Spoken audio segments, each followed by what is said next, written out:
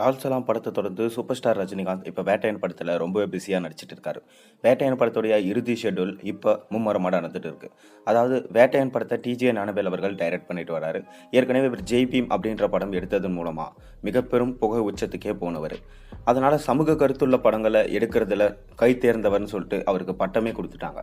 அப்படி இருக்கும்போது அவர் நம்ம சூப்பர் ஸ்டார் ரஜினிகாந்தோட சேர்ந்து பண்ணும்போது அது எந்த அளவுக்கு தாக்கத்தை ஏற்படுத்தும் அப்படின்றத பார்க்க ரசிகர்கள் அந்த அனௌன்ஸ்மெண்ட் வந்தப்பே பார்த்தீங்கன்னா வெறித்தனமாக காத்துட்டு இருந்தாங்க. அப்படிதான் பார்த்தீங்கன்னா ஷூட்டிங்கும் ரெஸ்யூம் பண்ணாங்க. அடுத்தடுத்து ஷூட்டிங் ஸ்பாட்லேருந்து வந்த ஸ்டில்ஸ் எல்லாமே ரசிகர்களை உற்சாகப்படுத்தியது.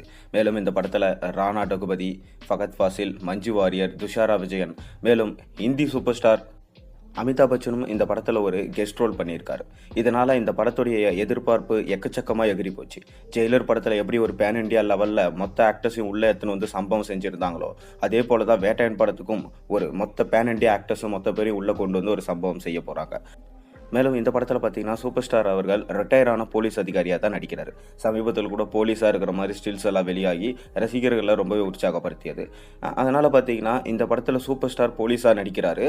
இந்த போலீஸில் என்னென்ன ஸ்கேம்ஸ் நடக்குது, என்னென்ன பார்த்தீங்கன்னா கல்வி அந்த திட்டத்தில் வந்து என்னென்ன ஊழல்கள் நடக்குது அப்படின்றத எதிர்த்து போராடுற மாதிரி ஒரு கதை தான் இந்த கதை அப்படின்னு சொல்லிட்டு நம்ம இயக்குனர் சொல்லியிருந்தாரு. ரஜினியுமே பார்த்தீங்கன்னா ஒரு சமூக கருத்துள்ள படமாக தான் இது உருவாகுது, நிச்சயமாக ஒரு தாக்கத்தை ஏற்படுத்துன்னு சொல்லியிருந்தார். ஆனால் வெளிவந்து இந்த ஸ்டில்ஸ் எல்லாம் பார்க்கும்போது இந்த படம் கமர்ஷியலாக இருக்குமோன்னு ரசிகர்களுக்கு சந்தேகம் வந்திருக்கு. அதை தொடர்ந்து ஏப்ரல் 14 படம் ரிலீஸ் ஆகும்னு முதல்ல சொல்லப்பட்டது.